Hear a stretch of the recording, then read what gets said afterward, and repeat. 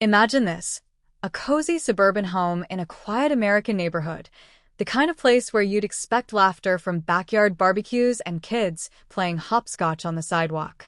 But behind the neat lawn and white picket fence, there's something vile festering, something no one, not even the closest neighbors, could have imagined. When police responded to a routine welfare check, they thought they'd be in and out within minutes. But what they found inside changed everything. Hidden deep within that house was a discovery so disturbing, so sinister, it left seasoned detectives shaken. And what cracked this case wide open wasn't a confession or a witness. It was a set of hidden tapes the parents never meant anyone to see. You came here looking for answers, and I promise, by the end of this video, you'll know exactly what was on those tapes and why it turned a normal investigation into one of the darkest stories police had ever faced. Let's talk for a second, just you and me. Have you ever had that gut feeling that something wasn't right? That unease in your stomach when something looks perfect on the outside, but deep down, something feels off? That's what today's story is all about, how evil can wear the mask of normality and go undetected for years. And as you're about to see, it's not just a case of abuse or neglect, it's something far more calculated, deliberate, and terrifying. This story will pull you in because it's not just about what happened, it's about how it almost didn't come to light. And if one officer hadn't followed their instincts, if one clue had been missed, these parents would have gotten away with everything. Now, I know the internet is flooded with stories, true crime, horror, suspense, but I want you to understand this one hits different. Because this time, the clues weren't in plain sight. They were buried, literally and metaphorically, beneath layers of lies, manipulation, and fear. And the only reason the truth came out? Those hidden tapes. So before you click away or scroll down, I need you to stay with me. What you're about to hear is not only shocking, it's real. Every detail, every scream, every plan, captured and hidden on camera by the very people who were supposed to protect. And trust me, you will not believe how far these parents were willing to go to keep their secrets buried. This isn't just a story of crime. It's a story about human psychology, about how evil can be methodical and deceptive. The parents in this case didn't snap in a moment of rage. They planned, they rehearsed, they filmed, and the worst part, they almost succeeded. It's easy to think that monsters are out there, hiding in the dark. But sometimes they're sitting at the dinner table helping with homework, driving their kids to school. Sometimes they're your neighbors. That's why this story is so important, not just to watch, but to understand. Because when you see how detectives finally uncovered the truth, you'll realize how close this case came to never being solved. You'll realize how fragile the line is between ordinary and horrific. Now, I want to make this personal because this story is not just about them. It's about us, how we observe the world, who we trust, and what we overlook. If you're a parent, you'll find yourself shaken. If you're someone who's ever looked back at your own childhood with questions, this might hit harder than expected. If you're someone who likes unraveling hidden truths, this is exactly the kind of psychological unraveling you came for. So, let's stay locked in together. Let's walk through the clues, trace every lie, and look evil in the eye. At the center of this story are two parents, Daniel and Rebecca Whitmore. From the outside, they looked like the textbook definition of a loving family. Daniel worked at a local logistics company, and Rebecca was a part-time tutor at the community college.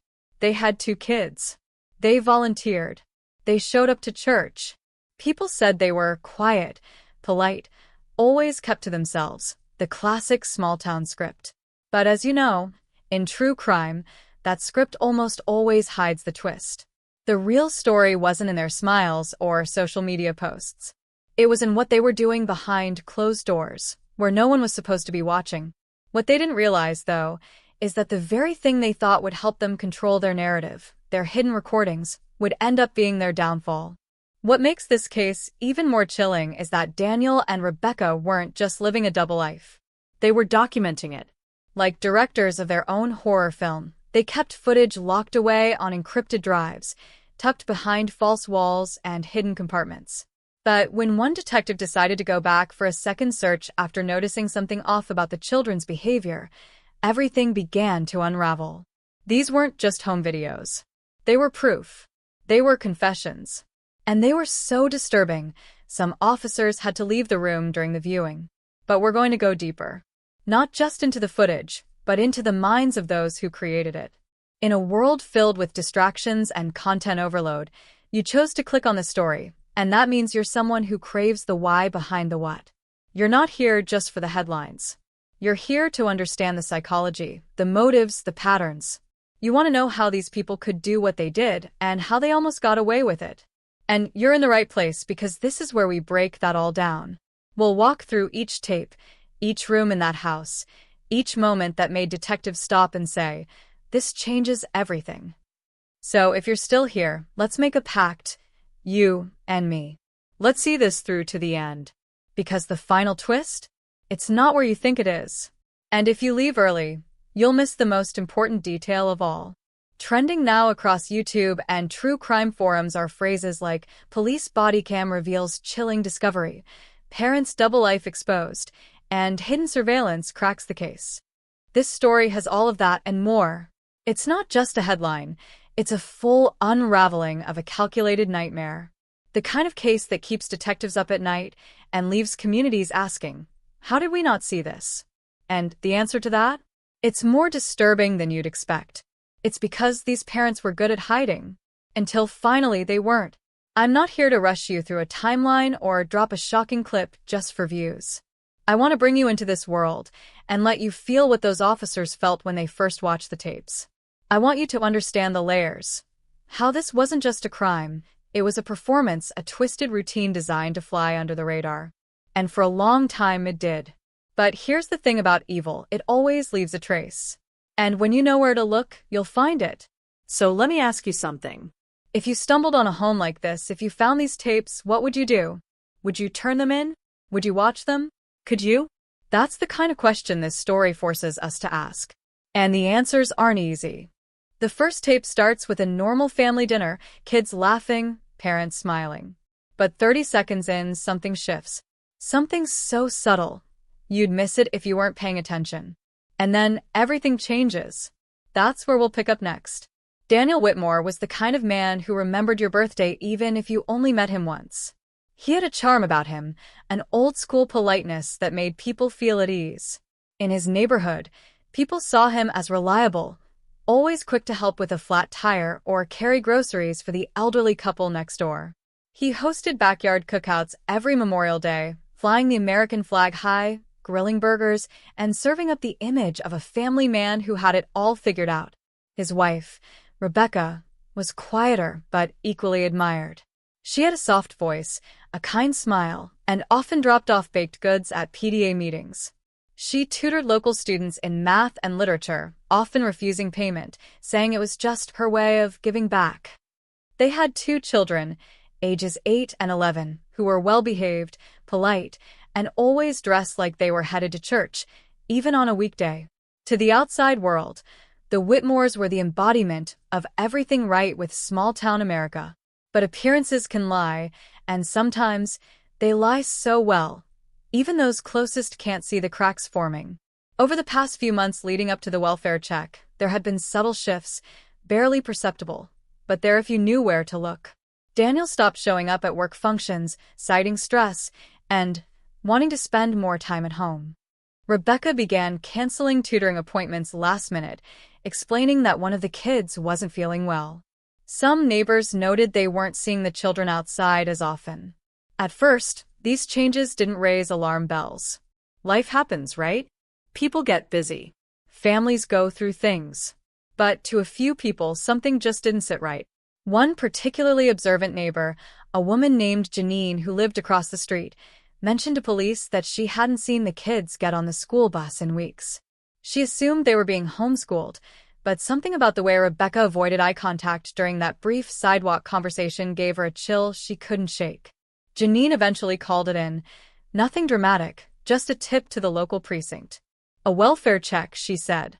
Just to be sure. And thank God she did. When officers first arrived at the Whitmore residence, they were met with a calm and collected Daniel, who explained that his family had recently decided to homeschool for safety and flexibility. Rebecca echoed the sentiment, offering tea and an awkward smile. The kids were said to be upstairs, doing schoolwork. Nothing seemed off, at least not enough to pursue further. The officers left that day without incident, but something about the interaction gnawed at one of them. Officer Lopez, a 5-year veteran with a good sense for when people were hiding something, requested to return a few days later for follow-up.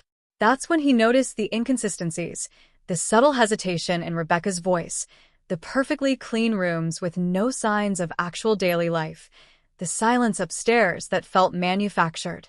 It wasn't a sound that raised the alarm. It was the absence of one. Behind the scenes, the Whitmore's world was far more complex. Daniel had recently disconnected from his extended family, citing irreconcilable differences. Rebecca had deleted several social media accounts over the past year. One of her former students, a 16-year-old girl she used to tutor, posted anonymously on Reddit claiming something about the Whitmores had always made her uncomfortable. She didn't have proof, just feelings. But those feelings would later match the timeline of when things began to change. Reddit threads like, "Family seems off, is it just me?" and "Weird neighbors, creepy vibes" started popping up with surprising frequency. And while many wrote them off as paranoia or conspiracy, the community's digital footprint became a surprisingly valuable map of the growing unease surrounding this picture-perfect family. As investigators began digging deeper, they started to unravel a complicated web of relationships. Daniel had once been involved in a fringe online parenting group, one that touted discipline-based development and preached about removing external influences from a child's growth. Most people would have dismissed the group as quirky or extreme, but some of its members had been quietly flagged in past child welfare investigations. What if, police wondered, the Whitmores had taken these teachings a step further? But here's the twist. The other members of the group spoke highly of Daniel, describing him as one of the more reasonable voices. Was he just a concerned parent who got wrapped up in the wrong ideology? Or was he the architect of something far darker? Rebecca's side of the story was equally muddy. She had an estranged sister, Carrie, who hadn't spoken to her in years but reached out after hearing about the welfare check. According to Carrie, Rebecca had always been deeply private, almost secretive. She recalled a phone call 2 years ago when Rebecca abruptly ended the conversation after hearing one of the children cry in the background. Carrie said the sound didn't seem normal. It was too controlled, too quiet, like the child was scared to be heard. But again, no hard evidence. Just one more thread in a growing pattern that couldn't yet be tied into a full picture. And that's where the hidden tapes come in. No one knew they existed. Not even those closest to the family. They weren't stored on laptops or cloud accounts. They were physical, concealed within a false wall in the basement behind a shelving unit filled with outdated books and holiday decorations. Each tape was labeled by date and coded initials. When investigators began reviewing them, they found footage that started off mundane: family dinners, school lessons, bedtime stories. But as they progressed, the scene shifted. The lighting grew dimmer. The voices more scripted. The energy unsettling. The tapes weren't just documenting daily life. They were staging it. And in the process, they captured moments that would later be used as key evidence. Moments that blurred the line between discipline and cruelty, between education and manipulation. But here's where things get complicated. There were other people who appeared in the tapes, faces blurred, voices low. Were they family friends? Acquaintances? Or something else entirely? At least one figure seemed to be giving directions, off camera, but present. Could this person be pulling the strings? Or were they just another victim of the Whitmore's twisted home theater? Suddenly, the case widened. This wasn't just about two parents. This might be something larger, more orchestrated, and far more disturbing than police initially believed. Online forums lit up with speculation. Was this part of a secret society? A cult? A child exploitation ring? Theories exploded under trending tags like #disturbingfamilyfootage, #hidden-tapes-case, and #police-discover-the-truth. But in reality, detectives still didn't know who all the players were. Not every face had a name. Not every voice had a match. That's what makes this case so haunting, the sense that there are still parts of it lurking just outside the frame. And the more they looked into Daniel's past, the more inconsistencies they found. Records of travel that didn't match his job schedule. Withdrawals of large sums of cash, always followed by digital silence. He wasn't just a suburban dad. He was someone who knew how to cover his tracks. Rebecca, too, had secrets. She once worked at a behavioral center, but left under what she claimed were personal reasons. That facility later went under review for inappropriate treatment protocols. Was there a connection? Or was this just another coincidence in a story that seemed to grow darker at every turn? The question that haunts this case: what were the Whitmores preparing for? What was the end goal? Were they isolating the children for control, indoctrination, or something even worse? And, perhaps more urgently, was someone else orchestrating it from the shadows? As investigators prepared to release a statement, something even more shocking was uncovered. A final tape, unlabeled, unmarked, just a black cassette with no date, buried deeper than the rest. What's on it? And why was it hidden apart from the others? That is what we'll uncover next. As investigators prepared to examine the final unmarked tape, a wave of unease swept through the station. Detective Laura Mendez, one of the lead officers on the case, had been the one to find the black cassette during a final sweep of the basement. It was wedged behind a crumbling support beam, barely visible unless you knew to look. What caught her attention wasn't just its placement, but that it was hidden separately, as if someone had gone to lengths to ensure it wasn't found with the rest. She handed it over to evidence intake, logged it in the chain of custody, and scheduled it for review the following morning. But when she returned just hours later, the tape was gone. Not misplaced. Not filed incorrectly. Gone. The log was intact. The evidence locker undisturbed. Surveillance footage showed nothing. It was as if the tape had never existed. And suddenly, what had already been a twisted, murky case took a much darker turn. Questions flooded the department. Had someone on the inside taken it? Was there a leak in the investigation? Laura couldn't shake the feeling that someone didn't want that tape to be seen, not because it might solve the case, but because it might expose something much bigger than the Whitmores. She began to get the sense that she wasn't just investigating a dysfunctional family. She was digging into something tangled in power, fear, and silence. That night, she received a call from an unlisted number. A low voice warned her plainly, "You're getting too close. Let it go before you can't." It wasn't just threatening. It was chillingly calm, like the person on the other end had done this before. She didn't tell anyone, not yet. Because the second she did, she'd have to admit that the line between friend and enemy had started to blur. Laura's partner, Detective Harris, had been with her from the start. He was methodical, grounded, and known for keeping his cool. But as the case grew more twisted, Laura began noticing subtle changes in his behavior. He was late to briefings. He brushed off new leads. He dismissed the missing tape as a clerical error. At first, she chalked it up to stress, the kind that builds in your bones when you work cases like these. But then she remembered. Harris had been the one who suggested taking a break before cataloging the final evidence that night. And more troubling than that, he had once lived in the same town as Rebecca Whitmore during her time at the behavioral center. It was never mentioned in his personnel file, never came up during background checks. Was it a coincidence? Or was Harris hiding a connection? Determined to dig deeper, Laura accessed old staff records from the behavioral center, now shut down and buried in lawsuits. She found a familiar name on the list of volunteers: Matthew Harris.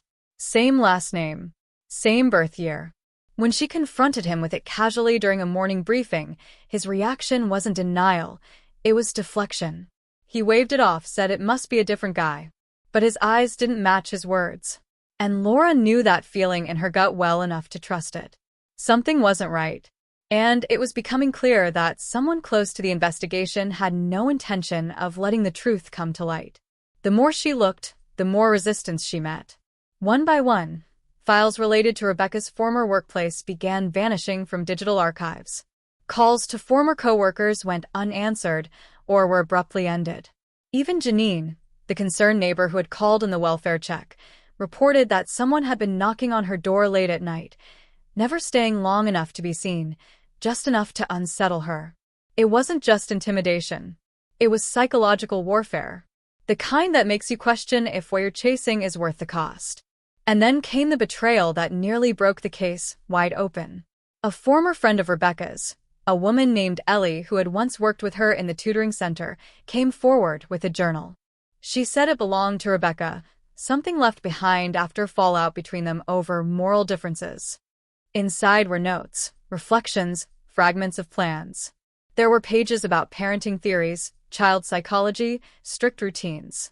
But scattered between the lines were strange phrases: control through silence, correction through structure, and external chaos breeds internal obedience.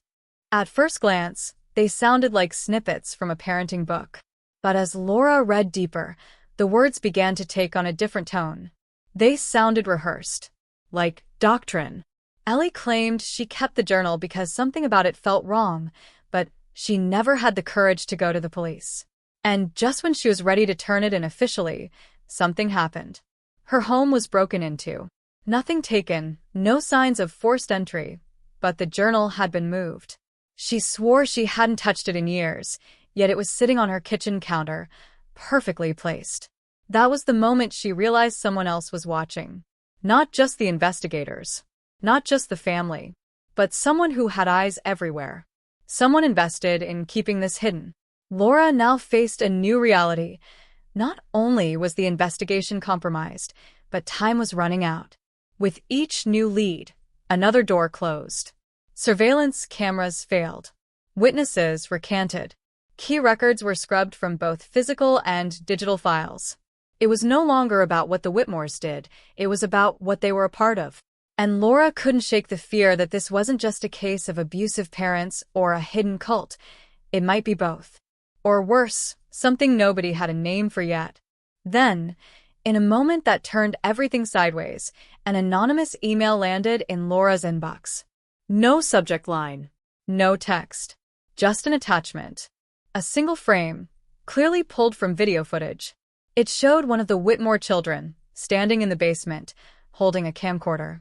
But it wasn't the camera that caught Laura's attention. It was the expression on the child's face. Calm. Focused. And behind him, reflected in the dusty mirror on the wall, was someone else. Someone Laura wasn't ready to see. And just like that, the case she thought she was closing in on cracked open in a way she never expected. The image disappeared before she could download it. The email self-deleted. And what she saw in that reflection. It changes everything. But what exactly she saw, that's where we go next. Laura sat in her car for a long time that night, staring at the dashboard as the weight of what she had seen tightened like a noose around her thoughts. The image, the child holding the camera, that eerie calm, and the faint reflection behind him, was seared into her memory. She had no way to prove the image had ever existed. No backup. No metadata. It vanished the second she blinked. And while a small part of her wanted to believe it was a hallucination, born of stress and sleepless nights, the larger part of her knew better. Someone had sent it to her. Someone was watching her. Someone knew she was close. But why send a clue and then wipe it clean? Was it a warning? A threat? Or worse, an invitation? The next day, Laura returned to the evidence room, determined to verify whether anything else had gone missing. She asked for a fresh inventory, but what she discovered chilled her more than the missing tape. 2 tapes previously logged, tapes with content so disturbing they had triggered internal reports, were no longer playable. Still physically present in their cases, the footage had been wiped clean. Static. Blank. No tampering signs. Nothing forensic. It was like the content had been erased by someone with access to tools beyond the department's scope. When she asked the IT forensics team to retrieve any cache data, the technician looked confused. It's like it was never there, he said. Not deleted, like it never existed to begin with. That's when she knew this wasn't just sabotage. It was orchestration. Laura considered going public, alerting a reporter, blowing the case wide open, but something held her back. Trust had begun to erode, even inside the walls of her own department.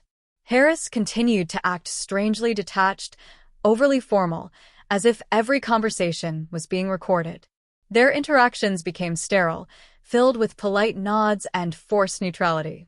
Laura remembered how close they used to be, how they'd shared coffee runs, off-the-record jokes, and long talks about cases that haunted them. But now, every time she looked him in the eye, she saw something unreadable. Defensive. Closed. Maybe he knew something. Or maybe he was protecting someone. Either way, he wasn't on her side anymore, not fully. Then came a letter. Handwritten. No return address. Slid under her apartment door during the middle of the day, when no one should have known she was even home. The note was brief, almost cryptic. He was there the night it happened. Ask him about the river. No signature. No explanation. Just a sentence that dug under her skin. The river. Laura's mind immediately jumped to an unsolved case from 5 years earlier, an incident involving a missing child whose body was found near the banks of a secluded river outside town. The case had never been closed, but interest died off quickly due to lack of evidence. Harris had worked that case. He'd mentioned it in passing once, saying it was one of the most frustrating dead ends of his career. But if he had been there the night something happened, something tied to this, then she had been working beside someone carrying a secret buried in plain sight.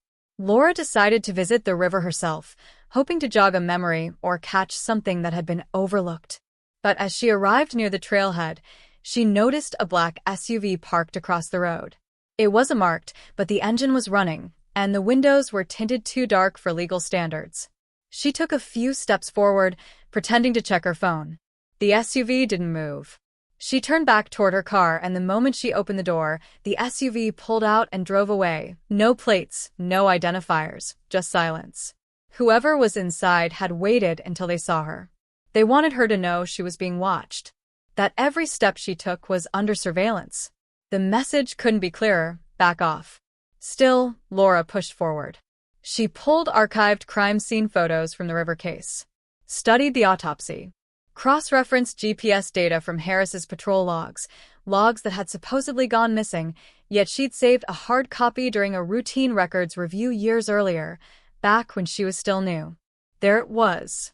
A call logged to that location, time-stamped just an hour before the child was reported missing. Harris had never disclosed it, never mentioned it in court or on any official statement. That omission wasn't accidental. It was a lie. And suddenly, it wasn't just about the Whitmores anymore. It was about how deep this thing really went. Later that week, Laura received a package at her desk, an unmarked envelope with no postage. Inside were 2 Polaroids. The first was grainy and distorted, showing what appeared to be a dimly lit basement corner with something scribbled on the wall behind a hanging sheet. The second Polaroid was far more disturbing. It showed the Whitmore children seated at a table, eating silently, their expressions blank, as a figure stood in the background, partially concealed by shadow. The face wasn't visible, but the build, the posture, it looked familiar. Almost like Harris. But it was impossible to confirm. The photo was years old. Still, it was enough to cast doubt. Enough to fracture what little trust she had left. Laura now found herself at a crossroads. She had just enough pieces to form a shape, but not enough to reveal the full picture. Every step forward seemed to trigger a step back. Every truth came wrapped in silence and misdirection. Allies turned suspicious. Evidence disappeared. Even Ellie, the friend who'd given her the journal, had gone off the grid. Her number disconnected. Her home abandoned. No sign of struggle. Just gone. The final straw came when Laura returned to her apartment and found her living room light on. She never left it on. She lived alone. And nothing else had been touched. No broken locks. No forced entry. Just the light. And taped to her bedroom mirror, a photograph from the crime scene. One that had never been released publicly. One only someone on the inside could have accessed. Written across the top in red ink, "This isn't your story to finish." But whose story was it? Who was behind the reflection in that tape? And why did so many people seem willing to bury the truth to protect it? Whatever it was, she had just scratched the surface. And the next move would be hers to make. But someone else had already set the board. You said.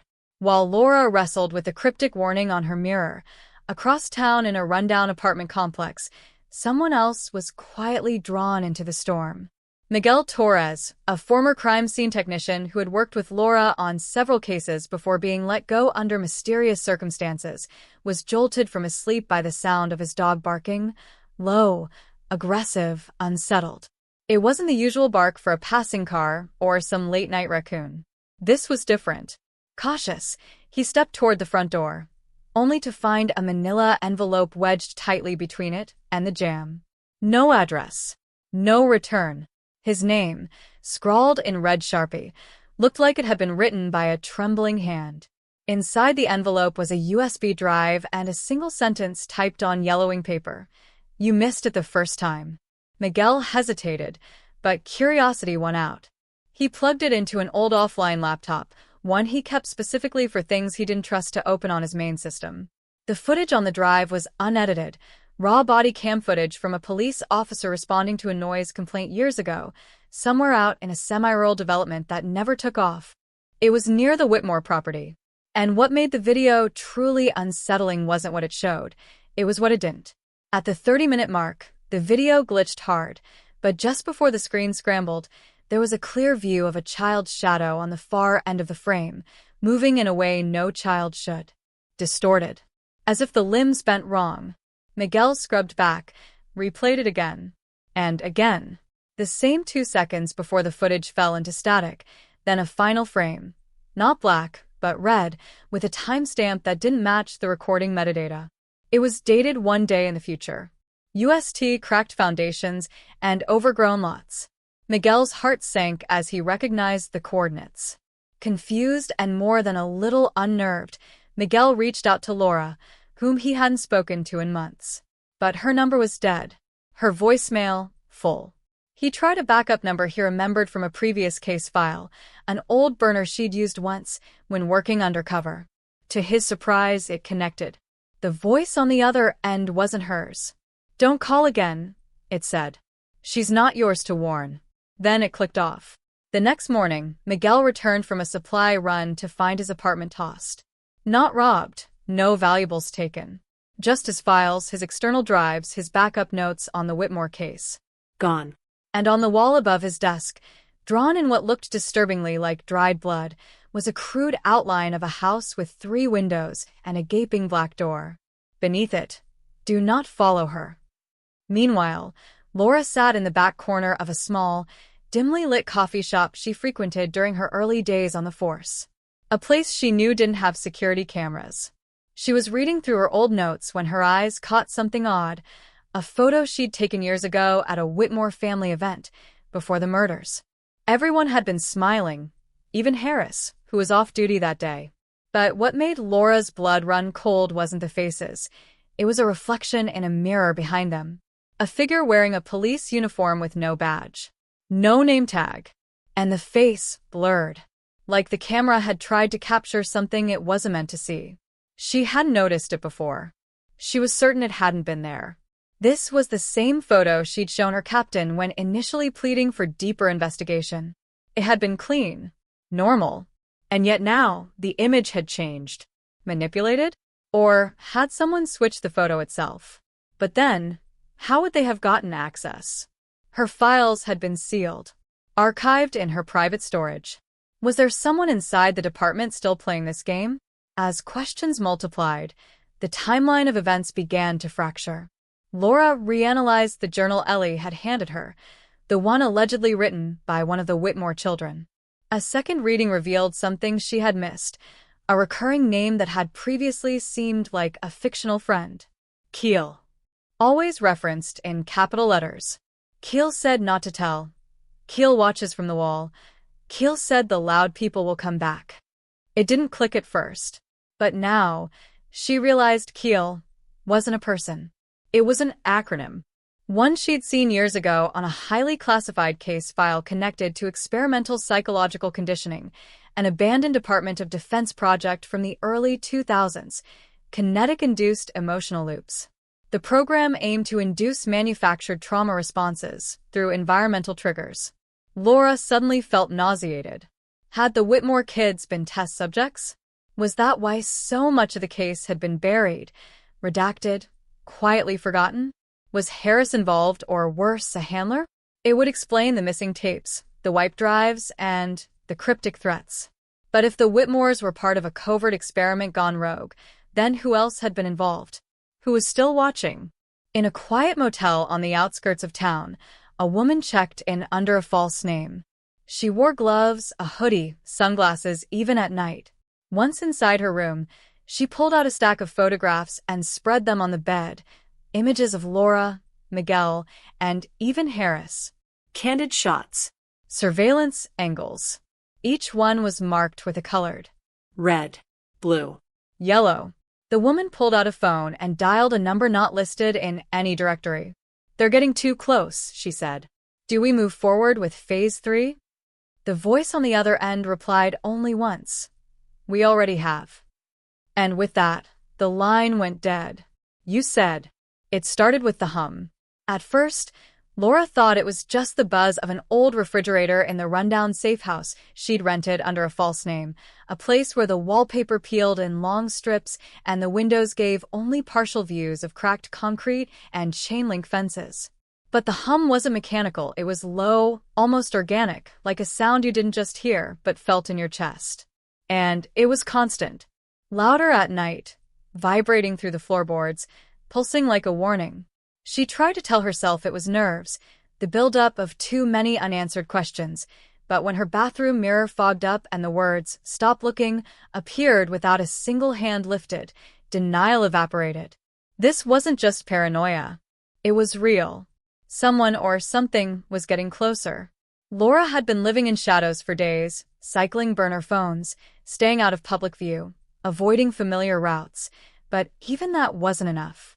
She noticed the man at the corner gas station first, a little too clean-shaven, a little too still, pretending to scroll through his phone, but never once blinking. She saw him again 2 nights later outside a dollar store on the opposite side of town. Then again, just yesterday, across from the motel where Miguel had been staying before he stopped responding. Laura had been trying to call him repeatedly, each time met with silence. The last voicemail he'd left was garbled, barely audible beneath the crackle of static, but she could make out one word: they. That was the turning point. Miguel was the type who would never go dark, not unless he was forced. She drove out to his apartment in the middle of the night, hoping to find some trace of him, something the search teams might have missed. But when she got there, the building was completely blacked out. No power, no patrols, nothing. Like the place had been quietly erased. A maintenance sign hung on the door, and when she pushed it open, a cold gust swept past her, reeking of bleach and decay. Inside, everything had been stripped. Furniture gone. Walls repainted. No sign of life. No sign of Miguel. But on the ceiling above where his desk used to sit, a message was carved deep into the plaster. "Don't trust the blue door." Laura's chest tightened. The blue door. It had been a recurring detail in Ellie's journal entries, something she hadn't thought much about at first. A metaphor, maybe for trauma or escape. But now, she realized it had been literal. A door that existed somewhere. A location. A warning. And if Miguel had left that message, it meant he'd found it. Maybe even gone through it. That thought alone made Laura feel like she was standing at the edge of something ancient and dangerous, like she'd opened a door herself and was now stuck staring into the dark unknown. It was near the Whitmore property. And what made the video truly unsettling wasn't what it showed, it was what it didn't. At the 30-minute mark, the video glitched hard, but just before the screen scrambled, there was a clear view of a child's shadow on the far end of the frame, moving in a way no child should. Distorted. As if the limbs bent wrong. Miguel scrubbed back, replayed it again. And again. The same 2 seconds before the footage fell into static, then a final frame. Not black, but red, with a timestamp that didn't match the recording metadata. It was dated 1 day in the future. UST cracked foundations and overgrown lots. Miguel's heart sank as he recognized the coordinates. Confused and more than a little unnerved, Miguel reached out to Laura, whom he hadn't spoken to in months. but her number was dead. Her voicemail, full. He tried a backup number he remembered from a previous case file, an old burner she'd used once when working undercover. To his surprise, it connected. The voice on the other end wasn't hers. "Don't call again," it said. "She's not yours to warn." Then it clicked off. The next morning, Miguel returned from a supply run to find his apartment tossed. Not robbed, no valuables taken. Just his files, his external drives, his backup notes on the Whitmore case. Gone. And on the wall above his desk, drawn in what looked disturbingly like dried blood, was a crude outline of a house with 3 windows and a gaping black door. Beneath it, "Do not follow her." Meanwhile, Laura sat in the back corner of a small, dimly lit coffee shop she frequented during her early days on the force. A place she knew didn't have security cameras. She was reading through her old notes when her eyes caught something odd, a photo she'd taken years ago at a Whitmore family event before the murders. Everyone had been smiling, even Harris, who was off duty that day. But what made Laura's blood run cold wasn't the faces. It was a reflection in a mirror behind them. A figure wearing a police uniform with no badge. No name tag. And the face blurred. Like the camera had tried to capture something it wasn't meant to see. She hadn't noticed it before. She was certain it hadn't been there. This was the same photo she'd shown her captain when initially pleading for deeper investigation. It had been clean, normal, and yet now the image had changed. Manipulated? Or had someone switched the photo itself? But then, how would they have gotten access?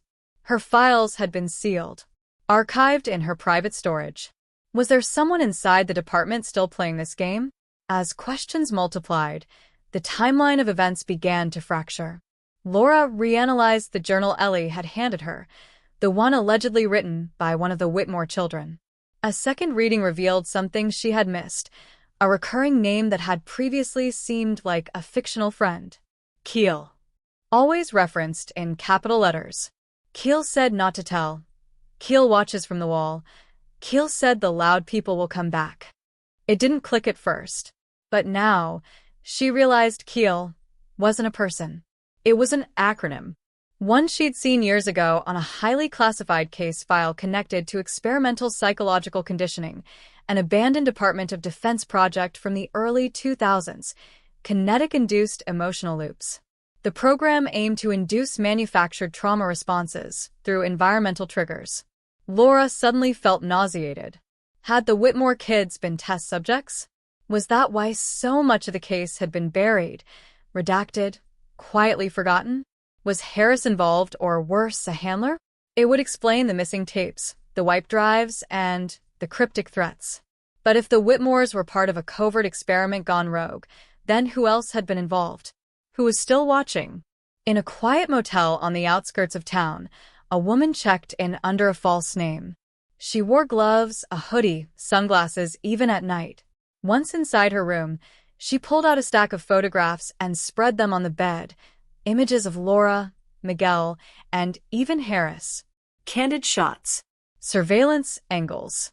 Each one was marked with a colored. Red. Blue. Yellow. The woman pulled out a phone and dialed a number not listed in any directory. "They're getting too close," she said. "Do we move forward with Phase 3? The voice on the other end replied only once. "We already have."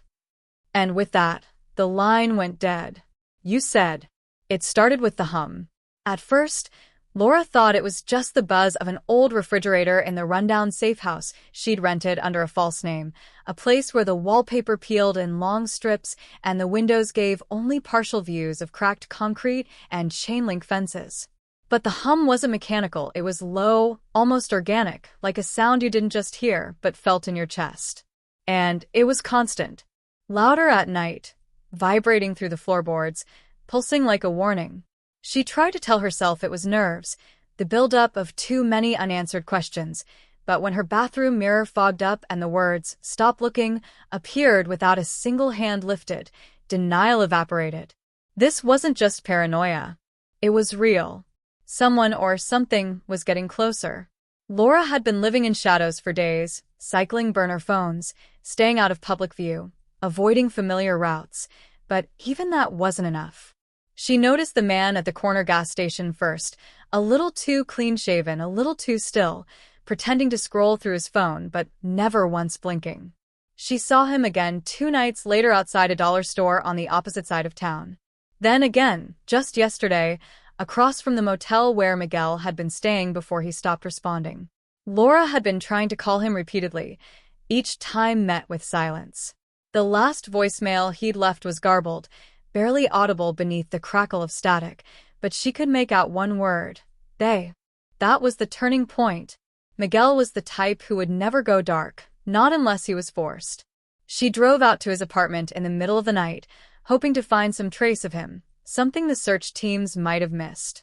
But when she got there, the building was completely blacked out. No power, no patrols, nothing. Like the place had been quietly erased.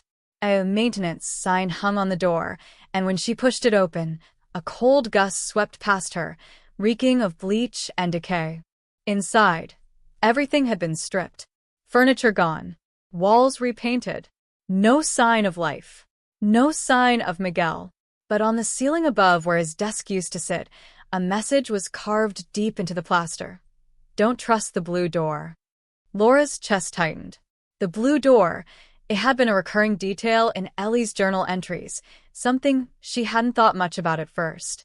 A metaphor, maybe for trauma or escape. But now, she realized it had been literal. A door that existed somewhere. A location. A warning. And if Miguel had left that message, it meant he'd found it. Maybe even gone through it. That thought alone made Laura feel like she was standing at the edge of something ancient and dangerous, like she'd opened a door herself and was now stuck staring into the dark unknown. You said. Laura had been so sure, so absolutely certain, that she was chasing monsters lurking in the shadows. People with faces, names, and files, the kind you could drag into the light and make them pay. She believed she was close, circling the truth like a hawk, cutting through the fog of confusion with every message, every tape, every cryptic clue left in her path. But the moment she opened the old lockbox buried beneath Miguel's floorboards, everything fell apart. Inside, she didn't find the key to unraveling the conspiracy. She found her own handwriting. Pages of notes, diagrams, a timeline, names she had circled and crossed out, photos she didn't remember taking, maps she didn't remember drawing. And in the corner of one page, written in red ink so frantically it had bled through the paper, was the phrase, "Don't trust what you remember." She sat back, stunned, her mind reeling. Was it a forgery? A setup? But the way the letters curled, the pressure of the pen on paper, it was hers. And the more she read, the more she remembered writing some of it. Not all, but fragments, disjointed flashes. It was like remembering pieces of a dream you swore you never had. There were details she'd never told anyone, private thoughts, fears, and moments that had haunted her since the start of this case, all written down with a clinical detachment that felt alien yet undeniably familiar. That's when the unease in her gut turned into something else. Dread. Paranoia. Maybe even guilt. One of the entries described a visit to the facility. Not a facility, the facility. The one the tapes had hinted at. The one no one had ever been able to prove existed. In that entry, she detailed a conversation with a man referred to only as Drive N. The handwriting was erratic, as if she'd been writing it under extreme stress or exhaustion. But one part was underlined 3 times. They didn't brainwash us. They just reminded us of what we already did. That line hit her like a punch.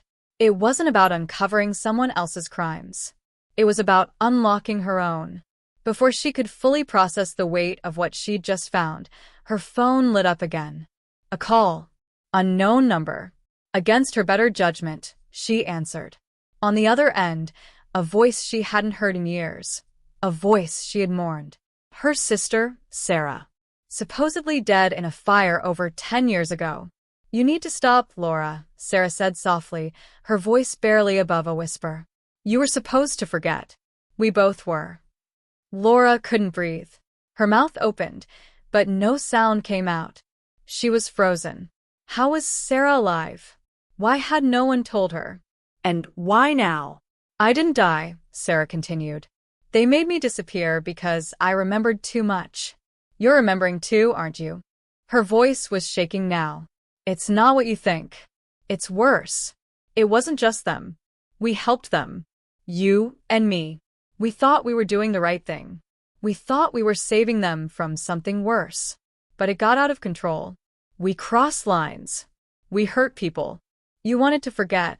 Laura stumbled back from the table, knocking the lockbox to the floor. Its contents scattered: photos, cassette tapes, medical records with her name blacked out, then scrawled again in red ink over the blackout like someone had wanted to hide her from herself. The documents weren't just about the children. They were about her. Experiments. Behavioral conditioning. A project labeled Operation Severance. It had her name, her age, her location. They hadn't been hunting her down because she was investigating them. They had been watching to see when she would remember. Everything was flipped. She wasn't the outsider chasing a mystery. She was part of it. Maybe the center of it. And Miguel? His last text, the one she thought meant he was warning her about someone else, they're waking up again, wasn't a threat. It was a trigger. A signal. He wasn't trying to stop her. He was trying to wake her up to the truth. The tapes weren't just evidence. They were reminders. Carefully orchestrated fragments of a past she'd buried, parts of herself she'd agreed, maybe even begged, to have erased. And if Sarah was alive, who else was? Who else had vanished not because they died, but because they remembered something they weren't supposed to? In that moment, the entire story cracked wide open. Nothing could be trusted, not the timeline, not the evidence, not even her own thoughts. The danger wasn't just about the people in power or the secrets they protected. It was about what had already been done, what she had already done. Laura wasn't sure who she was anymore. But she knew one thing. Someone wanted her to stop asking questions. And now, she had no choice but to dig deeper, even if it meant unearthing a truth so twisted, so unforgivable, that her mind had tried to destroy itself just to avoid it. Laura didn't sleep. Couldn't. Her mind ran through every second of the day, every strange conversation she dismissed as coincidence, every time she'd brushed off that feeling of being watched, followed, manipulated. The sound of her sister's voice still echoed in her head, broken, familiar, and terrifyingly honest. Sarah was alive, but her words carried a weight Laura hadn't been prepared for. Not just because of what they revealed, but because of what they implied. This wasn't a new investigation, it was a reawakening. And the enemy might not be strangers lurking in the shadows. It might be the people Laura once trusted the most. Maybe even herself. Her first instinct was to go to Mark, her fiancé. He'd been there through everything, the breakdown she had 5 years ago that no therapist could explain, the gaps in her memory she always blamed on stress, even her obsession with missing persons cases. He always said he believed in her intuition, even when it led nowhere. But now, standing in their kitchen at 3 a.m., clutching the lockbox against her chest, she didn't know if she could face him. A voice in her gut, quiet but sharp, whispered, "What if he knows?" She waited until sunrise before speaking. Mark stirred his coffee, still half asleep, when she finally said it. "I think someone's been helping them from inside. Someone close to me." He blinked, processing, then gave her a look she couldn't quite read. "You think I'm involved?" His voice was calm, but something flickered across his face.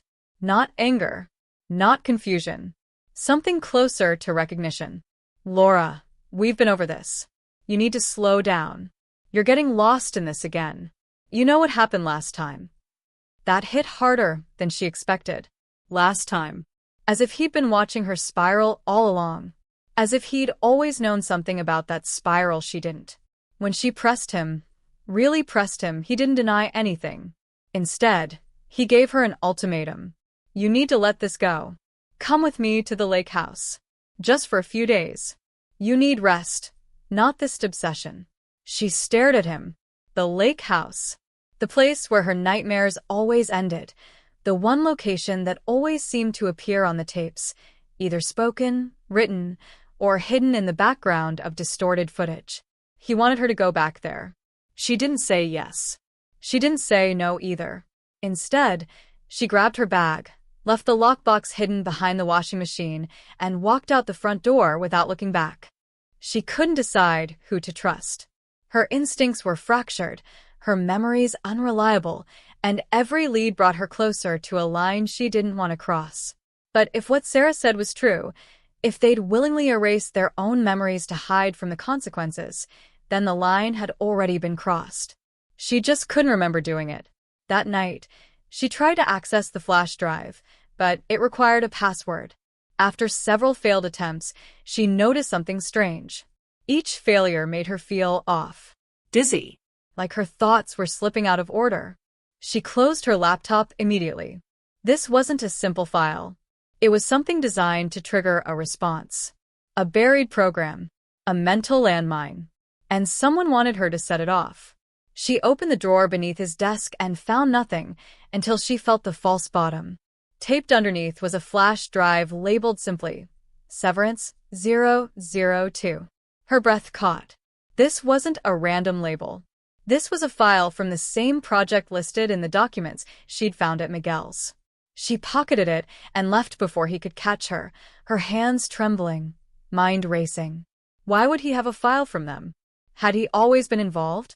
Was he trying to protect her, or keep her under control? Her pulse spiked. It wasn't a coincidence. Someone was tracking her movements in real time, watching her, warning her. But were they helping or toying with her? She had less than 10 minutes before Mark would leave for work. She ran back inside, heart pounding, and went to his office. She never went in there. It was his space, always locked. But today it was slightly ajar. That, in itself, was a sign. But as soon as she stepped outside, a black sedan pulled up across the street. It had been there before, 2 days ago. She remembered the dent in the fender and the tinted windows. It didn't move. She didn't either. Her phone buzzed in her pocket. No caller ID. A message appeared. He's lying. And you know it. 10:47 a.m. Look in his office. She was being pushed into a corner. If she dug deeper, she risked unraveling her own sanity. But if she stopped now, she might never understand who she really was or what she'd been part of. The phone buzzed again. Another message. You have 3 days. After that, we wipe it again. This is your final cycle. Her vision blurred. Final cycle? The words didn't make sense until they did. They weren't talking about the investigation. They were talking about her. Her thoughts, her memories, her entire perception of reality. This wasn't the first time she'd uncovered the truth. It might be the 10th, or the 100th, but it would be the last. And somewhere out there, Sarah was waiting, watching, hoping her sister would make the right choice this time, whatever that meant. But what if she wasn't the only one running out of time? Laura didn't remember falling asleep, but when she opened her eyes, she was in her car, parked on the shoulder of a road she didn't recognize, engine still humming softly like it had been idling for hours. Her phone was dead.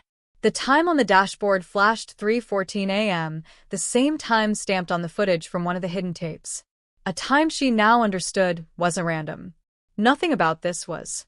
She opened her glove compartment instinctively and found something she didn't put there, a folded note, written in a hand she recognized too well. Her own. You've been here before. Finish what you started. Her hands trembled as she read it again. Her mind reeled.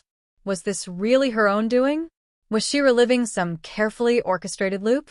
The voice from earlier, the one that warned her, said she was on her final cycle. But what did that mean? Was it literal? A psychological game designed to reset her each time she got too close to the truth? And who had the power to manipulate her mind like that?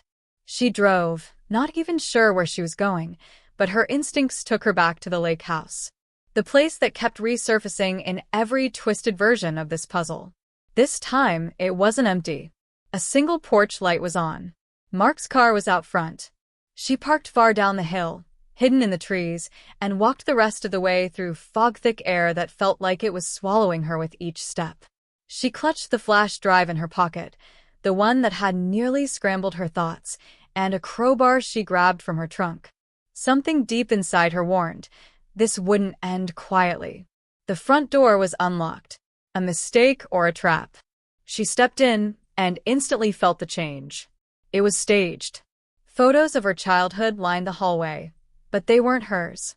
The details were off, faces blurred slightly, people inserted into moments that never happened. Someone had recreated her life from fragments, altered just enough to confuse her memory, gaslight her sanity. It wasn't just surveillance anymore. It was control. She moved toward the basement door. That's where the noise was coming from. She could hear voices, low, steady, familiar. She crept down the stairs and froze halfway as she saw them. Mark. And another woman. Her Aunt Marion. The one who'd raised her after the accident. The one who always said her parents had died in a fire. They were sitting at a long metal table, reviewing tapes. Not watching them, cataloging them, labeling them like evidence in an archive. And then she heard it, her name. She's not going to stop this time. We need to initiate a new baseline before she starts asking the right questions. She's already accessed the drive. Laura stepped down one more stair, just enough for the floor to creak.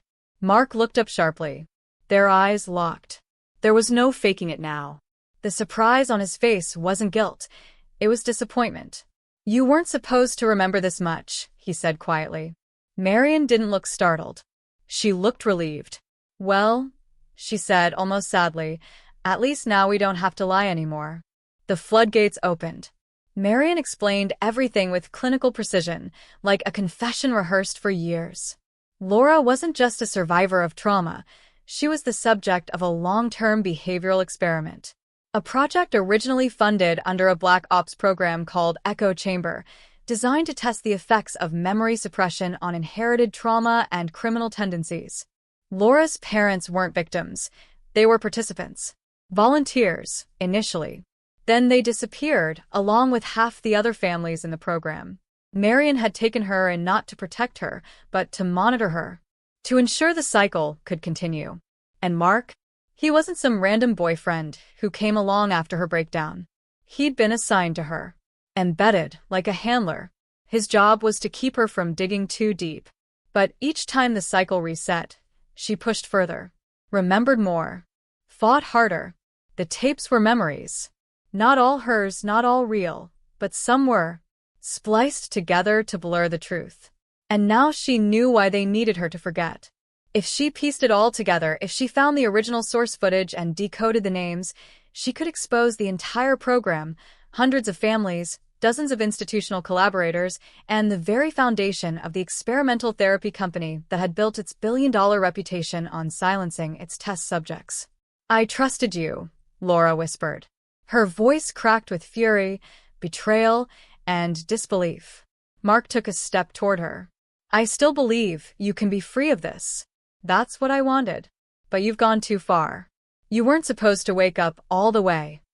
Laura raised the crowbar before he could finish. I'm done being. Her heart pounding, she returned to her car and found the rear-view mirror adjusted, tilted slightly upward. She hadn't touched it. No one had. But now, a new item lay on her passenger seat. It hadn't been there before. A VHS tape in a plastic sleeve labeled only with today's date. And beneath the label, a hand-drawn eye, bleeding from the pupil. Her fingers trembled as she inserted the tape into a borrowed portable player back at her hideout. The screen crackled, then opened on a loop of home video footage. Children laughing, playing, running through what looked like a cornfield.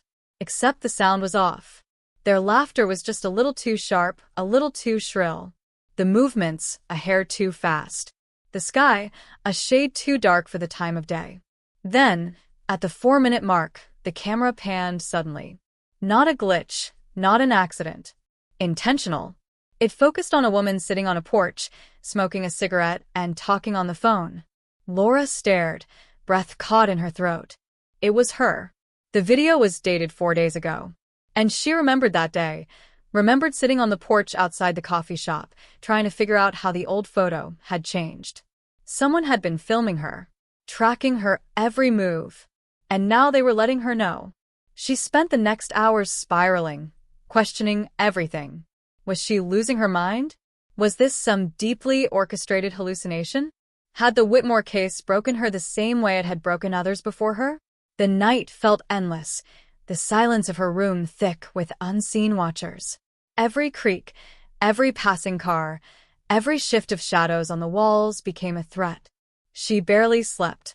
When the sun finally rose, it brought no peace, just another piece of the puzzle thrown violently into her lap. A package had been slid under her door while she dozed off. No knock, no footsteps. Just there. Inside was an old police badge, Harris's. Scratched, blood-stained, snapped in half. And a phone. The screen flickered to life the moment she touched it. A text lit up in all caps. He didn't kill them. He saved them. No name. No follow-up. Just that. Laura felt the bottom drop out of her understanding. She had spent months, years, believing Harris had been part of the cover-up. That he had silenced those children. But what if that wasn't true? What if he had been trying to protect them? From what? From who? And then the final message arrived. An audio clip sent through a locked app she didn't remember installing. A child's voice. Soft. Whimpering. Familiar. "You're not supposed to be looking," the voice said. "They'll hear you. They always hear you when you get too close." A click. A rustle. Then silence. As the room fell quiet again, Laura realized with a horrible clarity, this was no longer just about solving a case. This was a warning. A trap. A line had been crossed. And whatever was waiting beyond that blue door, it was watching. It was listening. And it was waiting for her to open it. Manipulated. Then she heard it, a shuffle behind her. A second presence. She turned. A man stood in the doorway, hooded, silent, watching. Not Marion's associate. Not Mark's backup. Someone else. Someone who'd been tracking them. The intruder pulled back the hood. It was Miguel. "I told you weren't crazy," he said. "But I didn't tell you everything. Because even I didn't know how deep it went." Laura stared at him. "What are you saying?" He looked at the table behind Mark, where a single tape was still playing, footage of a girl in a white dress standing at the edge of a dock. "I'm saying you were never the subject. You were the control." And just like that, the ground beneath her understanding gave way. "You said." The air in the basement felt thinner now, as if the walls themselves had closed in around them, suffocating any illusion of safety or reason. Laura's mind was a tangled web of memories, betrayals, and revelations that shattered everything she thought she knew. Miguel's words clung to her like static. "You were the control." The phrase echoed, looping in her head like the tapes that had haunted her for weeks. She looked back and forth between him, Mark, and Marion, realizing they were all standing on opposite ends of the same lie, each of them pulling strings she hadn't even known were tied to her. Marion stepped forward, her expression no longer maternal or manipulative, just tired. "You weren't supposed to get this far," she said, her voice barely audible above the hum of the VCR still running in the background. "But I suppose you deserve to see it." She turned to the monitor and tapped a few buttons. A new tape rolled, grainy but clearer than the rest. Laura watched as a younger version of herself appeared on screen, maybe 8 or 9 years old, strapped to a medical gurney inside what looked like a facility's observation room. Doctors moved around her methodically, injecting something into her arm, whispering terms like neurological mapping, emotional transference, and selective erasure. But the worst part wasn't what was happening to the child on the table. It was the woman watching from behind the glass, Marion. The full truth came crashing down with a weight that made Laura stagger back. The entire experiment wasn't about suppressing trauma. It was about engineering memory. The tapes weren't just fragments. They were implants, artificially constructed to monitor her reactions. Every time she doubted herself, every time she broke down or relapsed, they adjusted the narrative. Miguel wasn't a whistleblower. He was the failsafe. The one who would step in when she got too close, to guide her back into the maze under the pretense of saving her. But now the maze was on fire. Miguel moved between her and Mark, whispering urgently, "There's a room upstairs, hidden behind the guest closet. It has the original hard drives. We can still expose them." Laura didn't know who to trust, but she had no time to hesitate. She bolted upstairs, the sounds of arguing behind her, footsteps close behind. She found the closet, yanked it open, and ripped through the wall panels until her fingers hit metal. A steel door with a biometric scanner. She turned around, expecting Miguel to be there to offer some override code or access. But it was Mark. Breathing heavily, bleeding from a cut on his forehead, he raised his hands. "You don't understand. If you open that door, they'll come for you. This isn't about us anymore. There's more at stake than exposing the truth. You're not the only control subject. They're already testing new iterations." Laura backed toward the scanner. Good.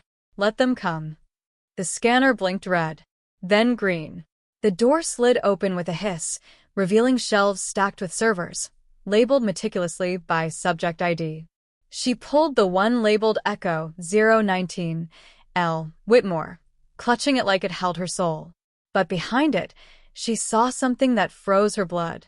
Another drive. Echo 020 M. Castillo. Miguel.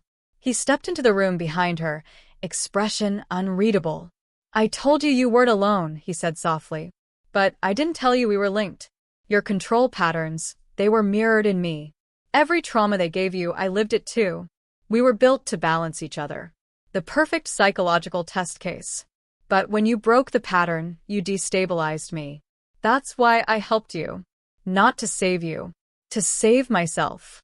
Laura felt the weight of it all crashing down. The betrayal. The manipulation. The sheer scale of it. She walked past Miguel, slammed the drive into her backpack, and turned on the server's failsafe power grid. "They're going to bury this," he said, watching her. "If you destroy it, no one will ever believe you." Laura looked him in the eye. "I'm not here to convince them. I'm here to make sure no one else ends up like us." She pulled the fire switch. The room lit up in sparks, alarms screaming from the floorboards. Smoke began curling under the doorway. Downstairs, Marian's voice howled in protest. Mark screamed something she couldn't make out. Miguel grabbed her hand, but she pulled away. "You were always meant to walk out of this," she said. "But I have to make sure it ends." The last thing she saw before the screen went dark was the drive burning in the flames. And then cut to black. But just before the story fades, the camera flickers back to life.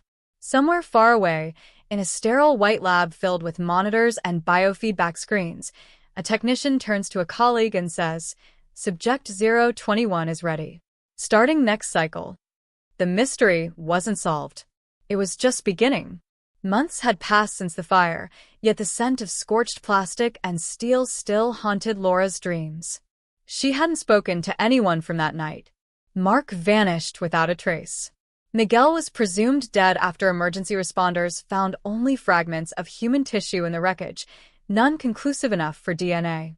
And Marian, the puppet master behind it all, had her name wiped clean from every searchable database. There were no police reports, no articles, no evidence that the facility ever existed. Whatever organization had bankrolled the experiment had buried it deep, and Laura knew chasing its origins would only lead her back into a system built to silence people like her. She had nothing left of the truth, but the memories they once tried so hard to erase. She spent her days in a quiet town upstate now, living under a different name, teaching art to children who had no idea what she'd been through. Some days were better than others. On the good days, she believed she had finally escaped. On the bad days, she found herself staring at flickering screens, haunted by the idea that maybe her freedom was just another illusion scripted into the next phase of a test she didn't know she was still a part of. She no longer trusted her mind completely, and that uncertainty gnawed at her in moments of silence, when the house creaked a little too loud, or when a student's drawing reminded her of something she swore she'd never seen before. Her sense of self had been splintered and reassembled so many times, she wasn't entirely sure which pieces were hers anymore. But one afternoon, while cleaning out a drawer in her tiny apartment, she found a small envelope with no return address. Inside was a flash drive. No markings. No note. Just a single video file. With trembling hands, she plugged it in, heart pounding in her chest like a war drum. The footage was low-res and shaky, clearly filmed in secret. It showed a child, no more than 5, sitting in a sterile room identical to the one she remembered from the tapes. A doctor walked in, clipboard in hand, and uttered a familiar phrase. Subject 023. Initial baseline test commencing. Laura gasped, nearly dropping the screen. The child looked straight into the camera, her eyes large and unblinking. They were Laura's eyes. Suddenly, everything came rushing back with terrifying clarity. She hadn't just been part of the project. She had been the template, the blueprint for dozens of other subjects. The control was never about her healing or breaking. It was about perfecting a pattern.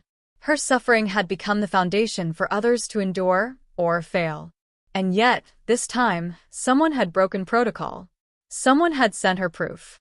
She wasn't alone anymore. She sat back in her chair, tears silently trailing down her cheeks, not from fear, but from something unfamiliar, something dangerously close to hope. For the first time, she realized the war wasn't over, but she had survived the first battle. That meant others could too. Maybe there was a way to unravel the system from the inside, not with fire or vengeance, but with exposure. Truth, brutal and undeniable. Outside, the wind rustled the trees as dusk settled over the town. Laura looked out the window, feeling the weight of everything she'd learned pressing against her ribs, but also something lighter, like the first breath after being underwater too long. She knew there would be others like her, scattered across the country, haunted by memories that weren't quite real and truths that didn't fit cleanly into facts. They were watching the same videos. They were receiving the same clues. And maybe, just maybe, one of them would be brave enough to step forward next. As the screen faded to black, the final frame lingered, grainy, barely visible, but unmistakable. A child's drawing taped to a hospital wall, showing a girl holding hands with another figure. Above them, in crayon, were the words, "We remember everything now." And just like that, the story didn't end. It simply passed into someone else's hands.